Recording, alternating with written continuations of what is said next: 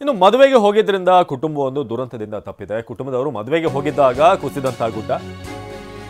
ಕರಾವಳಿ ಭಾಗದಲ್ಲಿ ಬಹಳಷ್ಟು ಕಡೆ ಇಂಥ ತೊಂದರೆಗಳಾಗ್ತಾ ಇದೆ. ಕುಟುಂಬದವರು ಮದುವೆಗೆ ಹೋಗಿದ್ರು, ಆಗ ಗುಡ್ಡ ಕುಸಿದಿದೆ. ಮನೆ ಸಂಪೂರ್ಣವಾಗಿ ಜಖಮ್ಮಾಗಿದೆ ಗುಡ್ಡ ಕುಸಿದ್ರಿಂದ. ಮೈಮುನಾ ಅನ್ನೋರ ಕುಟುಂಬ ಮದುವೆಗೆ ಹೋಗಿದ್ರು. ಅವತ್ತು ಮನೆಯೊಳಗೆ ಹಳ್ಳದಂತೆ ಹರಿತಾ ಇದೆ ಕೆಸರು ನೀರು. ಮನೆಯಲ್ಲಿರುವಂಥ ಎಲೆಕ್ಟ್ರಾನಿಕ್ ವಸ್ತು, ಪೀಠೋಪಕರಣ ಎಲ್ಲವೂ ಕೂಡ ಹಾನಿಯಾಗಿದೆ. ಹಳ್ಳದಂತೆ ಅವರ ಮನೆಯೊಳಗೆ ಕೆಸರು ನೀರು ಹೋಗ್ತಾ ಇದೆ. ನೋಡಿ, ಹೆಂಚಿನ ಮನೆ, ಮದುವೆಗೆ ಹೋಗಿದ್ದಾಗ ಇದ್ಕಿದ್ದ ಹಾಗೆ ಗುಡ್ಡ ಕುಸಿದಿದೆ.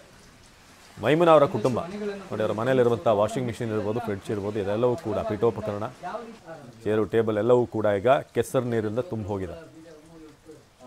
ಪುಣ್ಯಕ್ಕೆ ಅವರೆಲ್ಲರೂ ಕೂಡ ಮನೇಲಿ ಇರಲಿಲ್ಲ, ಹೊರಗೆ ಹೋಗಿದ್ರು. ಸೊ ಹಾಗಾಗಿ ಯಾವುದೇ ಪ್ರಾಣಾಪಾಯ ಆಗಿಲ್ಲ. ಆದರೆ ಈಗ ಆಗಿರುವಂಥ ತೊಂದರೆಗಳನ್ನು ಹೇಗೆ ಇದರಿಂದ ಹೊರಗಡೆ ಬರೋದು ಅನ್ನೋದೇ ಈಗ ಮೈಮುನಾ ಕುಟುಂಬದವರಿಗೆ ದೊಡ್ಡ ತಲೆನೋವಾಗಿದೆ. ನೋಡಿ, ಅಡುಗೆ ಮನೆಯ ಕಂಪ್ಲೀಟ್ ಆ ಶೆಲ್ಫ್ ಎಲ್ಲ ಏನಿದೆ ಅರ್ಧಕ್ಕರ್ಧ ಮುಳುಗೋಗಿದೆ. ಸೊ ಮಂಗಳೂರಿನ ಪರಿಸ್ಥಿತಿ ಈಗ ಮಳೆ ಹೇಗಿದೆ ಅನ್ನೋದಕ್ಕೆ ಈ ದೃಶ್ಯಗಳು ಸಾಕ್ಷಿ. ನಮ್ಮ ಪ್ರತಿನಿಧಿ ಅಶೋಕ್ ಪೂಜಾರಿ ಈ ಮನೆ ಪರಿಸ್ಥಿತಿಯ ಬಗ್ಗೆ ಅಲ್ಲಿನ ಜನರನ್ನು ಮಾತನಾಡಿಸಿದ್ದಾರೆ. ಅಲ್ಲಿನ ಮನೆ ಸದಸ್ಯರನ್ನು ಬನ್ನಿ ನೋಡೋಣ. ಮಂಗಳೂರಿನಲ್ಲಿ ಮಳೆ ಅವಾಂತರಗಳು ಇನ್ನೂ ಕೂಡ ನಿಲ್ಲುವಂಥ ಲಕ್ಷಣಗಳು ಕಾಣ್ತಾ ಇಲ್ಲ.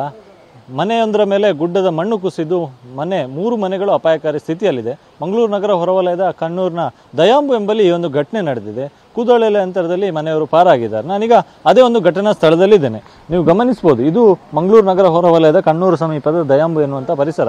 ಇಲ್ಲಿ ಮೇಲ್ಭಾಗದಲ್ಲಿ ಗುಡ್ಡ ಪ್ರದೇಶ ಇದೆ. ಇಲ್ಲಿ ಕೆಳಭಾಗದಲ್ಲಿ ಸುಮಾರು 100ಕ್ಕೂ ಹೆಚ್ಚು ಮನೆಗಳಿದೆ. ಮೇಲ್ಭಾಗದಲ್ಲಿ ಗಮನಿಸಬಹುದು, ಆ ಗುಡ್ಡದ ಮಣ್ಣು ಜಾರ್ಕೊಂಡು ಬಂದಿರುವಂಥದ್ದು. ಕಳೆದ 3 ದಿವಸಗಳಿಂದ ದಕ್ಷಿಣ ಕನ್ನಡ ಜಿಲ್ಲೆಯಾದ್ಯಂತ ವಿಪರೀತವಾಗಿ ಮಳೆ ಸುರಿತಾ ಇದೆ. ಸೊ ಮೇಲ್ಭಾಗದಿಂದ ಗುಡ್ಡದ ಮೇಲಿಂದ ನೀರು ಬರ್ತಾ ಇದೆ. ಸೊ ಆ ನೀರು ಬರ್ತಿರೋ ಪರಿಣಾಮವಾಗಿ ಆ ಮೇಲ್ಭಾಗದ ಗುಡ್ಡದ ಮಣ್ಣು ಕೆಳಗಡೆ ಜಾರ್ಕೊಂಡು ಬಂದಿರುವಂಥದ್ದು ಗಮನಿಸ್ಬೋದು. ಈ ಘಟನೆಯನ್ನು ನೋಡುವಾಗ ಮಡಿಕೇರಿಯ ಕೆಲ ವರ್ಷಗಳ ಹಿಂದೆ ದುರಂತ ನಡೆದಿತ್ತು, ಅದು ಒಂದು ನೆನಪಾಗುತ್ತೆ. ಯಾಕಂತ ಹೇಳಿದ್ರೆ ಮೇಲ್ಭಾಗದಿಂದ ಮರ ಸಹಿತ ಮಣ್ಣು ಸಹಿತ ಎಲ್ಲವೂ ಕೂಡ ಜಾರ್ಕೊಂಡು ಕೆಳಭಾಗಕ್ಕೆ ಬಂದಿರುವಂಥದ್ದು. ಇಲ್ಲಿ ಗಮನಿಸ್ಬೋದು, ಇಲ್ಲೊಂದು ಮನೆ ಇದೆ. ಆ ಮನೆ ಹಿಂಭಾಗಕ್ಕೆ ಆ ಗುಡ್ಡದ ಮಣ್ಣು ಬಂದು ಬಿದ್ದಿರುವಂಥದ್ದು. ಸೊ ಅಲ್ಲಿ ಹಂಚು ಎಲ್ಲವೂ ಕೂಡ ಚೆಲ್ಲಾಪಿಲ್ಲಿಯಾಗಿ ಪುಡಿ ಆಗಿರುವಂಥದ್ದು. ಅದೃಷ್ಟವಶಾತ್ ಆ ಮನೆಯಲ್ಲಿದ್ದಂಥವರು ಆ ಕಾರ್ಯಕ್ರಮಕ್ಕೆಂದು ಹೋಗಿರ್ತಾರೆ. ಸೊ ಮನೆಯಲ್ಲಿ ಯಾರು ಕೂಡ ಇರಲಿಲ್ಲ. ಸೊ ಹೀಗಾಗಿ ಬಹಳ ದೊಡ್ಡ ದುರಂತ ಒಂದು ತಪ್ಪಿದೆ ಅಂತಲೇ ಹೇಳ್ಬೋದು. ಆ ಕೆಳಭಾಗದಲ್ಲಿ ಇನ್ನೂ ಕೂಡ ಗುಡ್ಡ ಮಣ್ಣು ಕುಸಿತಾ ಇದೆ.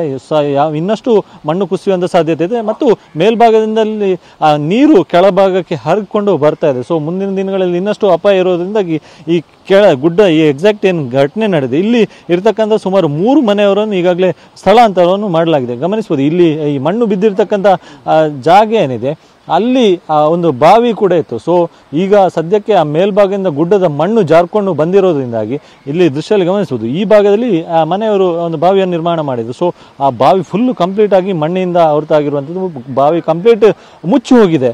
ಸೊ ಈ ಭಾಗದಲ್ಲಿರ್ತಕ್ಕಂಥ ಮರ ಗಿಡಗಳು ಎಲ್ಲವೂ ಕೂಡ ಕೆಳಭಾಗಕ್ಕೆ ಜಾರ್ಕೊಂಡು ಬಂದಿರುವಂಥದ್ದು.